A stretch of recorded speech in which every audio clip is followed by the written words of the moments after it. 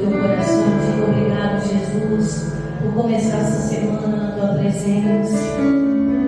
Obrigado, Senhor, pelas grandes oportunidades que virão. Obrigado, Senhor, porque o Senhor me trará uma palavra que me sustentará dia após dia. E nós já profetizamos que essa semana será de bênçãos. Já profetizamos que essa semana será de socorro. Já profetizamos que essa semana será de providência divina, de restauração. Nós profetizamos, Senhor,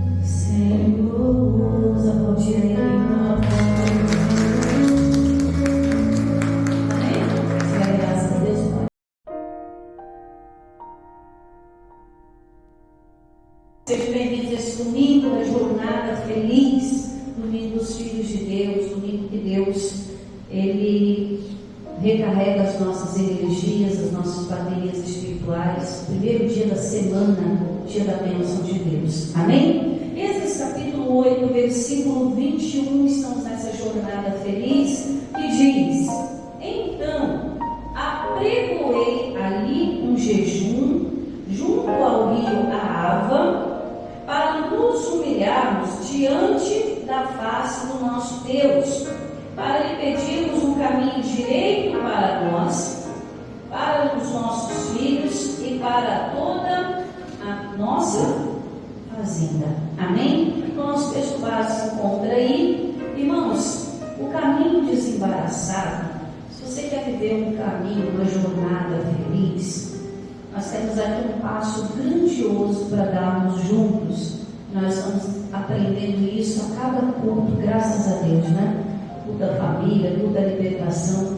A gente vai aprendendo um pouquinho dessa jornada que foi o povo de Israel saindo do cativeiro de 70 anos da Babilônia e voltando para casa, voltando para Jerusalém.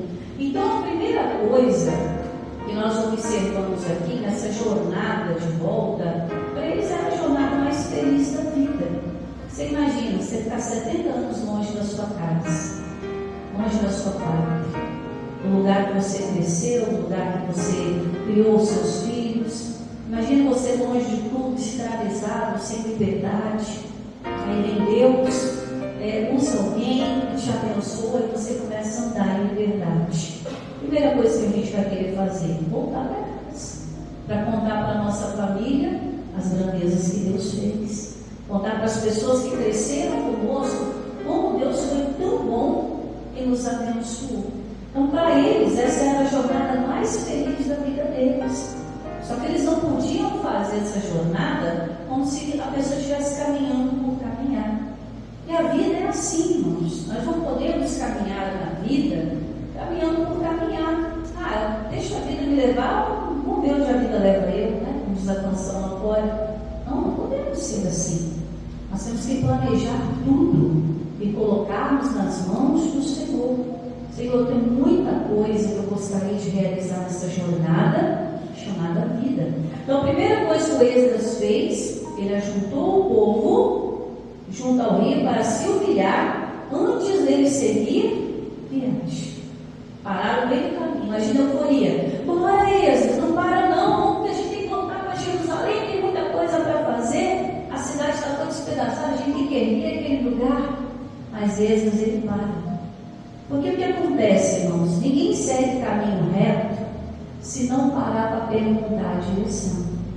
Você tem um lugar para chegar, mas você precisa parar para perguntar a direção, senão você vai ficar indo para cá, pegando atalhos e aquela jornada que era para chegar mais rápido, né? Ela acaba se tornando o quê? Uma viagem pesada, uma viagem cômoda.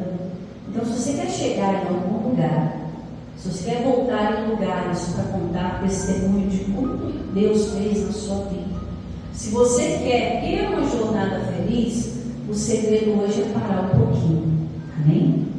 O segredo hoje é parar, é respirar, analisar a sua jornada até aqui.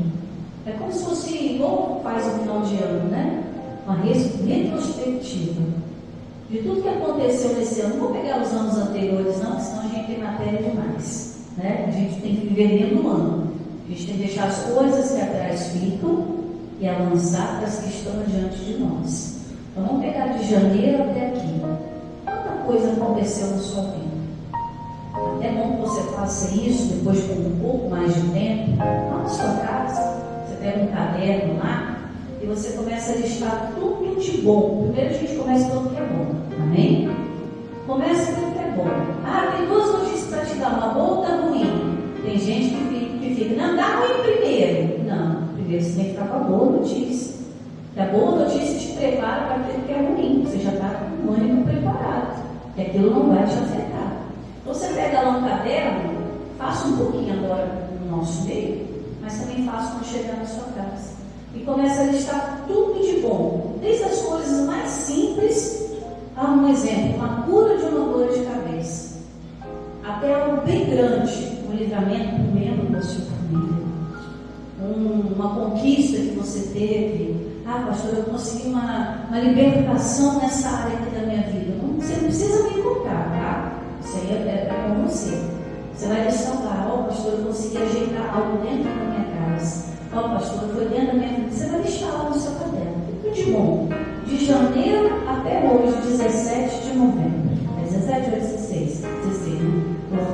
adiantando para segunda-feira. É que amanhã tem uma reunião importante, aí eu já estou com 17 na cabeça. Aí você vai listando tudo que aconteceu de bom. Ó, pastor, eu consegui liberar perdão para alguém.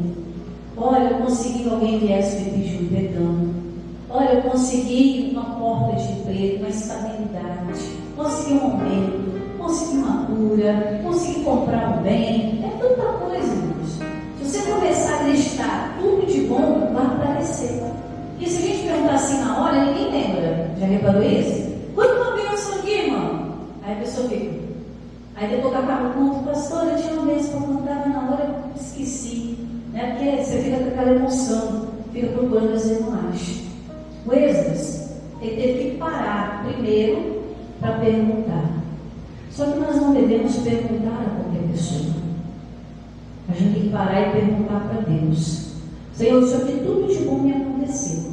Aí você vai pegar e vai começar a listar tudo de ruim que te aconteceu. Tudo de ruim. Desde uma porta fechada, a um mal que te aconteceu, a um pensamento negativo, a um sentimento, uma coisa que deu errado, uma briga que você teve com alguém, tudo. Você vai colocar tudo ali naquele papel. E aí você vai parar e refletir sobre aquilo.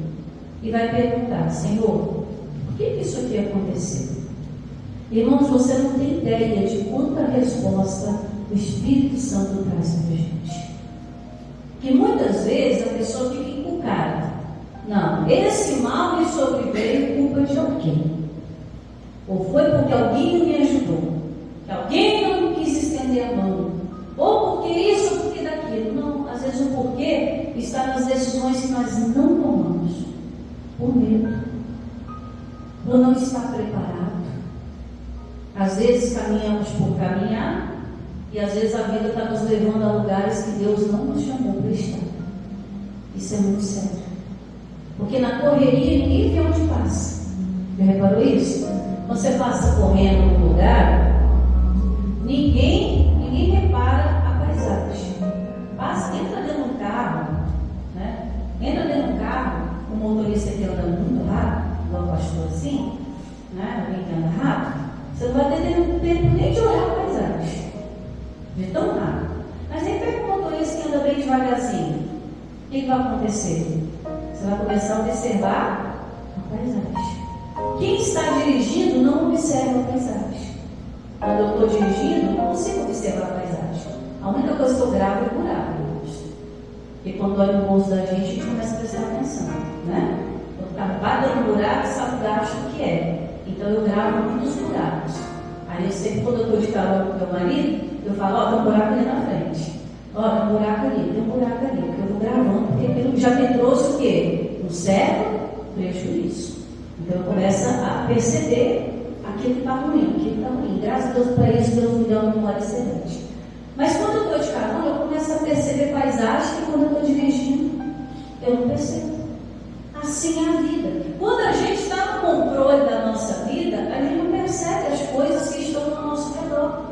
A gente está sempre na correria, está sempre correndo, está sempre fazendo. Mas quando a gente para e pede direção ao Senhor, e a gente senta no banco carona com Deus que dirige devagarzinho, amém? E Deus não tem pressa, diga amém? Deus não tem pressa, a gente é apressado. O ser humano é apressado, porque o ser humano ele já nascia grande, comendo, andando, falando, bebendo, mas não segue as etapas. Espiritualmente é assim, a pessoa quer entrar na igreja hoje e saber tudo. Ela não tem aquele tempo de parar para aprender. Ela já quer entrar na igreja, saber abrir todos os livros da Bíblia, saber onde está cada coisa, saber um monte de coisa. Não sabe, irmãos. Não sabe. Porque todo dia o Senhor nos ensina um pouquinho. Desde que a gente para e aprende. E começa a pôr em prática.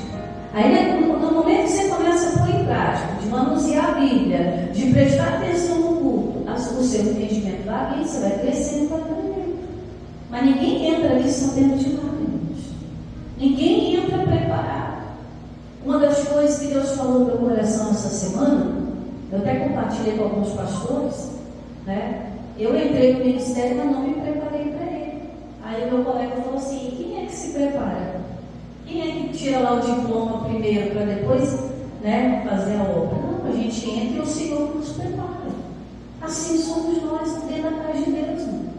A gente chega quebrado, a gente chega chateado, a gente chega doentado, mas aqui o Senhor vai nos consertando, vai nos abençoando. Por quê? Porque a gente está parado deixando Ele fazer. Mas enquanto a gente está tentando fazer algo, irmãos, né, aquilo não vai dando certo, a gente não vai aproveitando. Tem gente que passou a vida inteira trabalhando, não aproveitou nada nos seus dias. Só conheceu o trabalho na vida. Ela não sabe o que é descanso. Quando o corpo dela deita para descansar, ela não consegue nem descansar. O corpo está tão acostumado com o movimento, ela não sabe parar. E aí que a pessoa adoece muito mais. Porque ela não esperou o tempo ela parar um pouco. 6 dias Deus criou o mundo. No 7, o que aconteceu no 7, igreja? Descansou. Tem gente que trabalha segunda a segunda, aí chega no culto do ano. Não, aqui não é o lugar para descansar. A gente tem que ter um dia, um horário para descansar. Aqui a gente tem que descansar na palavra de Deus. Está vendo muitas ordens as coisas estão erradas? A gente não está sem hora, a gente está sem lugar e a gente está sem propósito. Aí quando vem o cativeiro, quando vem o exército da Babilônia, a gente não sabe o que fazer. A gente vai parar no cativeiro e fica preso ali 1 ano, 2, 3, 10, 15, 20, 30. Tem gente que morreu lá no cativeiro, irmãos, e não alcançou de volta a liberdade. Como eu falei nos cursos passados, teve gente que foi bebezinho no cativeiro. O cativeiro durou 70 anos. Mas tem gente que já foi para o cativeiro com 70 anos. Não conseguiu voltar. Tem gente que já foi tarde demais e não conseguiu voltar. Então o que o Esdras faz? Né? Para seguir viagem. O primeiro passo é encontrar o caminho da dependência. Esdras se colocou na dependência. Nós fizemos uma viagem ruim de ida, mas a viagem de volta vai ser abençoada. Então vamos parar um pouquinho aqui agora, vamos respirar, vamos nos preparar para poder seguir viagem. Porque quem segue viagem cansada, irmãos, ela vai ficar no meio do caminho. Se você não parar para descansar no Senhor, você não aguenta voltar na viagem que Ele tem preparado. Ele tem um caminho tão grande para nós, irmãos. Ele tem um caminho tão grande para nós trilharmos e caminhos de bênçãos. Então, versículo 21, ele diz aqui, ó, o primeiro passo da dependência é a humildade, é a chave, irmãos, que destrava a direção divina. Olha aqui, para nos humilharmos diante da face do nosso Deus. A humildade de reconhecer, Senhor, eu preciso da tua direção. Não vou entrar nessa viagem, estou com a passagem comprada, mas não vou entrar nessa viagem sem a tua direção. E Senhor, não é só para nós, não, é para os nossos filhos também. Porque não adianta eu estar no caminho e meus filhos estarem em outro. Não adianta eu estar numa direção e minha família está em outra. Senhor, e para isso as minhas finanças vão ter que acompanhar também. Que vai chegar uma hora que eu vou precisar delas. Não dá para caminhar sozinho. A gente tem que caminhar no completo de Deus. Amém? Diga para o seu irmão. É no completo de Deus. É no completo de Deus. Não dá para ficar com as coisas pela metade. Então o passo de humildade que ele faz aí é o quê? Para nos humilharmos diante da face do nosso Deus, para lhe pedirmos caminho direito. Ou seja, que o caminho que eles trilharam era totalmente torto, totalmente errado. Caminharam, não chegaram a lugar nenhum de propósito, só chegaram a lugar de prisão, lugar de humilhação, lugar de tristeza, lugar de dor, lugar de morte. Mas Esdras fala, não, agora então basta. Isso aí é o que eu vou ter que fazer. Então eu vou convocar, quem quiser vir, venha. Vou convocar aqui, ó, vamos nos preparar. E Deus vai dar direção para nós.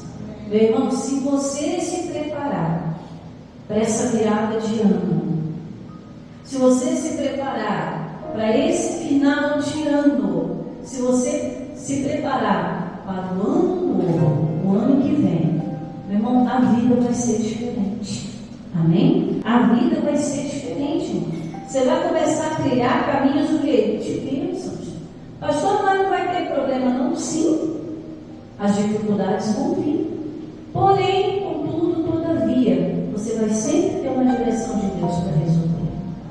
Não é que o seu caminho vai ser flores, flores. Não, as flores vão estar ali. Mas quando chegar na parte dos espinhos, você vai saber pegar na flor sem se espetar. Porque você aprendeu a lidar com aquilo. Você vai lidar com questões, você vai lidar com família, você vai lidar com finanças, você vai lidar na sua vida espiritual, totalmente na direção de Deus. E agora olha para mim. Quando é que a direção de Deus é errada? Nunca. Mas por que a nossa direção está errada? Porque a gente está certo? Correto. A gente não para. O corpo está cansado, não consegue nem ouvir a mensagem que está sendo pregada. Não consegue. Porque no tempo que era para estar descansando, não descansou. Tudo tem que ter preparação. Até para você vir para a igreja tem que ter preparação. Porque senão você perde a direção de Deus. Agora vamos lá para Samuel. Vamos entrar em matéria nova aí. Samuel capítulo 22. Segundo Samuel capítulo 22. Se você está perdido nas suas decisões, o caminho é o Senhor. Senhor, me perdi aqui. Não sei lidar mais com isso, não sei lidar mais com aquilo. Né? Se você não pode seguir o caminho reto, se você já está indo lá, você não pode. Então tem que dar uma vez parar. Senhor, tem que dar uma brecada aqui. Né? Tem que frear a força. E às vezes Deus nos para a força. Às vezes aquele momento que você está passando uma enfermidade, né? Que Deus te abandonou, Deus te esqueceu, mas é o único jeito de você ser acalmado aqui. Não deveria, né? Não ia precisar. Se a gente estiver sempre na direção, certo. Mas tem gente que não para com isso. É imparável. Vamos lá, 2 Samuel capítulo 22. O que o rei Davi está dizendo aqui no versículo 31? Olha só, igreja. O caminho de Deus, ele é o quê? Perfeito. Aquilo que é perfeito tem defeito, igreja? Não. Nem que procure, né? Não tem defeito. Quando o negócio é perfeito, irmãos, você fica tentando procurar defeito, não mais. O negócio é perfeito demais. Aí ele continua dizendo: o caminho de Deus é perfeito e a palavra do Senhor refinada. Olha que coisa interessante que o Davi vai comparando. O caminho de Deus é perfeito, ou seja, não tem falha, não tem erro, não tem dúvida. E a palavra do Senhor, ela é o que? Refinada. O que isso quer dizer? Que passou pelo teste e foi aprovado. Sabe aquele óleo que você consome na sua casa? O óleo de soja? Se você ler na embalagem, você vai ver escrito óleo de soja refinado, porque ele passou por todo o processo e está pronto para ser usado. A palavra de Deus, ela passou por todos os testes e ela está pronta para ser usada como direção na sua vida. Olha que coisa linda. E ele continua dizendo ainda no 31: ele é o escudo de todos, não é para alguns não, tá? Não é só para os mais bonitinhos não, tá? Não é só para os perfeitinhos não, são para todos. Ele é o escudo de todos os que nele confiam. Ou seja, Deus, ele se torna um escudo de proteção para quem confia nele. Mas não pode confiar pela metade. Não pode chegar na igreja e falar assim: eu confio em ti. Aí chegar lá fora, na hora de botar a palavra de Deus em ação, a fé em ação, correr, se acovardar.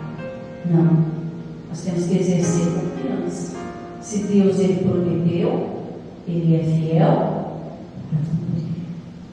Sempre guarde isso no teu coração. Quando você entrar numa situação, leva a palavra de Deus como seu escudo. Não, meu Deus disse que estaria comigo todos os dias. Não me deixaria e nem me abandonaria. Então eu não preciso me sentir sozinho, excluído. Olha só, continuando. Versículo 33. Deus é a minha o que, igreja? Fortaleza. Engraçado que fortaleza é o lugar que o inimigo não entra. Quando a gente assiste aqueles filmes lá de guerra, aqueles filmes medievais, eles fazem primeiro que uma fortaleza, para depois se guerrear. Olha que coisa interessante. Eles preparam, reforçam primeiro a fortaleza, para depois preparar o redor. Rei Uzias, ele construiu 2 muros. Deixa eu ler junto comigo, deixa eu ler junto com a pastora, senão você perde a explicação do talento. Então o rei Uzias, ele construiu 2 muros na cidade de Israel. 2 muros. Porque se um quebrasse, o outro daria conta. Antes de entrar na guerra, Uzias se preparou com tudo que ele podia. Criou catapulta, fez o aparato de guerra, escudo, fez tudo. Mas uma das grandes proezas que Uzias fez, está lá em 2 Crônicas 26, acho que é 2 Crônicas 26, mas depois a gente lê isso aí direitinho. Mas uma das proezas que Uzias fez foi construir 2 muros para cercar a cidade. Porque se um falhasse, o outro permaneceria de pé.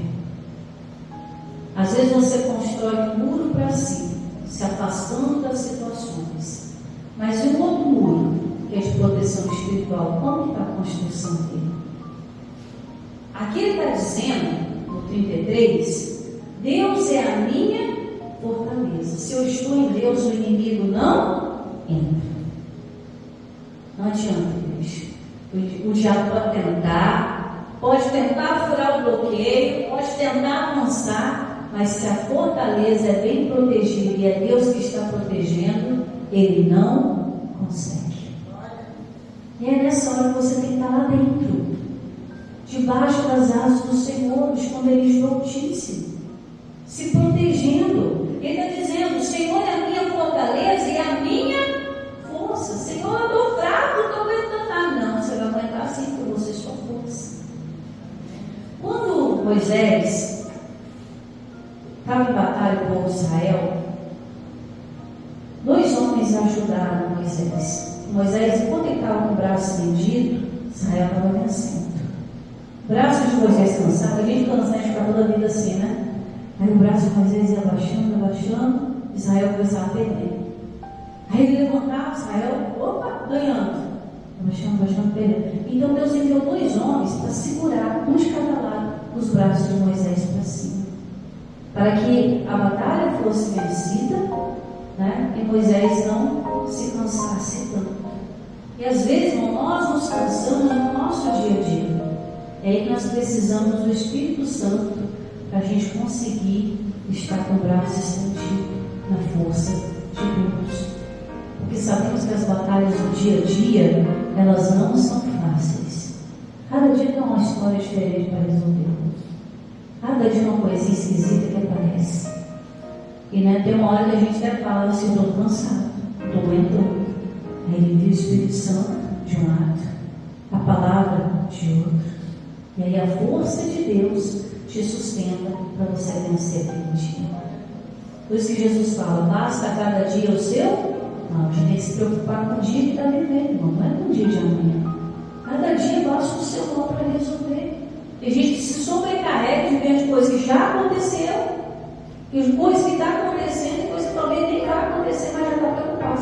Se acontecer, vamos preparar. Não, tem que se preparar na palavra. Ele está dizendo: Deus é a minha fortaleza, a minha força, e aqui está a base do nosso estudo, finalzinho do 33. E ele perfeitamente, ou seja, sem erro, e ele perfeitamente desembaraça o meu caminho. O que o Esdras pediu para Deus em primeiro lugar? Um caminho direito, uma jornada feliz. O que o Davi estava dizendo que Deus faz? Desembaraça perfeitamente o caminho. Meu irmão, se sua vida está amarrada em alguma área, apresenta para Deus. Senhor, minha vida financeira, minha vida conjugal, olha, minha vida espiritual, eu preciso amarrar isso aqui, Senhor. Mas só vou conseguir se eu estiver na sua fortaleza, se o Senhor for a minha força. E aí você vai andando na jornada da vida, vai caminhando na direção do Senhor, e Ele perfeitamente, à medida que você caminha confiando nele, Ele vai desembaraçando os seus caminhos. Você tem a revelação de Deus para nós hoje e para toda essa semana. Quando você encontrar algum problema, primeira coisa, vou me refugiar em Deus. Ele é minha fortaleza. Estou me sentindo fraco, Ele vai ser minha força para vencer essa semana. Uma coisa de cada vez. Se for preciso eu parar, que eu pare na presença de Deus. Se eu for pedir direção, que seja na direção de Deus, porque a palavra dele já foi testada e aprovada. Ela serve para o meu problema. Encaixa como uma luva, irmãos. É a ferramenta necessária para você resolver aquele problema. Já foi testada e já foi aprovada. E aí você vai ter a condição de ter, à medida que você caminha na fé, na confiança, Deus vai desembaraçando, desatando os nós, tirando os embaraços. Porque Paulo diz que quem milita a boa milícia não se embaraça com os negócios dessa terra. E quem se embaraça com os negócios dessa terra, irmão, só vive tropeçando e caindo. Deus não quer que você caia. Deus não quer que você fique embaixo. Ele te fez para estar por cima. Cabeça baixa, cabeça erguida. Cabeça erguida. Na direção, na confiança de Deus. Amém? Então aqui, irmãos, hoje, para nós, Ele já deu tudo que a gente precisa. A base da confiança em Deus é estar na palavra. E a palavra nos dará a confiança de caminhar. E a obra que Deus tem para fazer, Ele vai fazer na nossa vida. Ele vai desembaraçar os nossos caminhos, para que a gente possa ter uma jornada o quê? Feliz. Então, com humildade, meu irmão, chega diante de Deus, apresenta para Ele: Senhor, preciso aqui, desembaraça isso aqui para mim, desata esse nó aqui para mim, faz esse milagre aqui para mim, e Ele vai te atender. Amém? Verdade é, Senhor, que tantas coisas nós vivemos em nossa jornada chamada vida, mas aquilo que o Senhor tem para nós são planos de paz e não de mal, para nos dar um futuro e uma esperança. Os sonhos que o Senhor tem para nós são sonhos de crescimento, são sonhos de que essa pessoa represente aqui na terra aquilo que o Senhor chamou ela para ser. Ninguém se perder na doença, ninguém se perder na miséria, na derrota. O plano do Senhor sempre foi nos dar domínio sobre todas as coisas. Os planos que o Senhor tem para nós são planos de paz.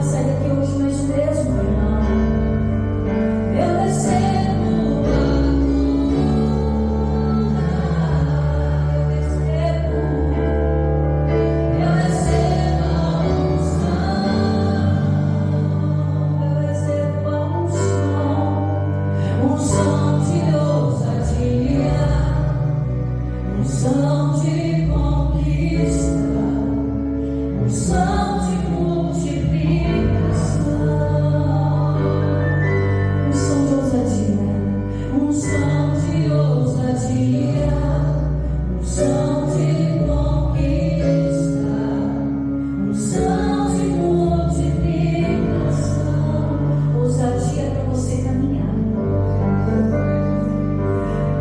Conquista na sua casa, na sua família, e multiplicação nas suas finanças. Que nós nos humilhamos perante a face do Senhor para pedirmos o caminho direito para nós, para os nossos filhos e para toda a nossa fazenda. Que cremos que o caminho do Senhor é perfeito. E a palavra dele é aprovada. E ele é escudo para quem corre deles, nele confia, não se buscar.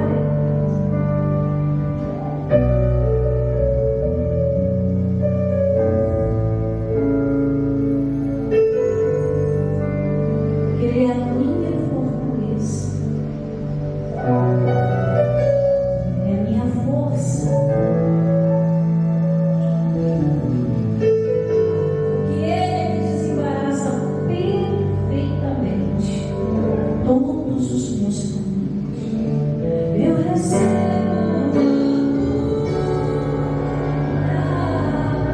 todas as áreas da minha vida. Eu recebo a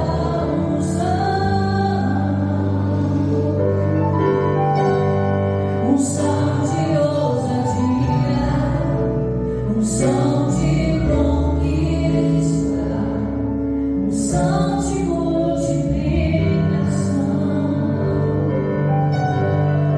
Que a palavra do Senhor diz, amado, desejo que te vá bem em todas as coisas, que tenha saúde, como bem vai a sua alma. É no completo. Deus tem para você o completo. Ele tem alegria completa. Por isso eu recebo.